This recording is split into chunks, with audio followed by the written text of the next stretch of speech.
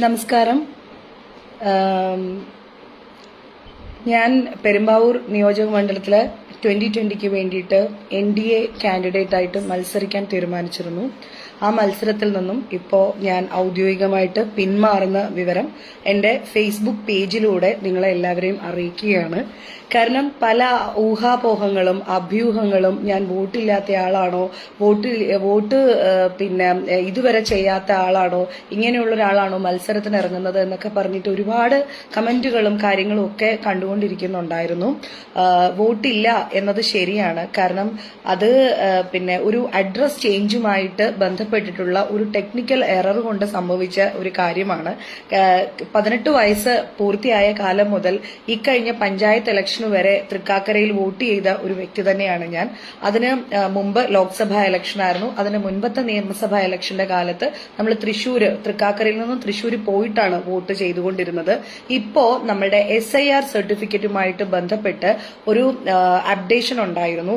ആ അപ്ഡേഷനിൽ വന്ന ഒരു അഡ്രസ്സിന്റെ എറർ കൊണ്ട് മാത്രമാണ് എനിക്ക് അത് പെൻഡിങ് ആയി, SIR സർട്ടിഫിക്കറ്റ് പെൻഡിങ് ആയി പോയി.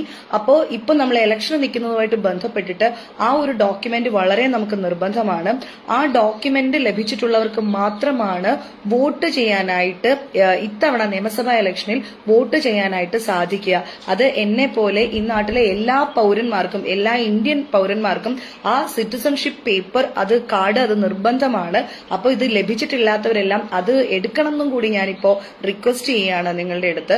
ഞാനാണ് പാർട്ടിയോട് പറഞ്ഞത്, ധൈര്യപൂർവ്വം ഞാൻ ഇതിൽ നിന്ന് പിന്മാറാം, ധൈര്യപൂർവ്വം വേറൊരാളിനെ നോക്കിക്കൊള്ളൂ, വെച്ചുകൊള്ളൂ എന്ന് ഞാനാണ് പറഞ്ഞിരിക്കുന്നത്. നിങ്ങൾക്ക് എല്ലാവർക്കും അറിയാം, ഭാരത ജനതാ പാർട്ടി എന്ന് പറയുമ്പോൾ ഒരിക്കലും വ്യക്തിയധിഷ്ഠിതമായിട്ടുള്ള രാഷ്ട്രീയമല്ല. ഞങ്ങൾക്ക് രാഷ്ട്രവും ഞങ്ങളുടെ രാഷ്ട്രീയവുമാണ് വലുത്. ഒരിക്കലും വ്യക്തി കേന്ദ്രീകൃതമായിട്ട് കഴിഞ്ഞ നാളെ ഇടതുപക്ഷവും വലതുപക്ഷവും നമ്മൾ കണ്ടുകൊണ്ടിരിക്കുന്ന പോലെ ഒരിക്കലും വ്യക്തി കേന്ദ്രീകൃതമായിട്ടുള്ള ഒരു രാഷ്ട്രീയമല്ല BJP ആണെങ്കിലും NDA ആണെങ്കിലും 2020 ആണെങ്കിലും. ഓക്കെ, അതുകൊണ്ട് പാർട്ടിയെ സപ്പോർട്ട് ചെയ്യുക, പാർട്ടിക്ക് വേണ്ടിയിട്ട് പ്രചരണത്തിന് പോകുക, പാർട്ടിക്ക് വേണ്ടിയിട്ടും നമ്മുടെ രാഷ്ട്രത്തിന് വേണ്ടിയിട്ടും കട്ട സപ്പോർട്ടായിട്ട് നിൽക്കുക എന്നത് തന്നെയാണ് എന്റെ തീരുമാനം.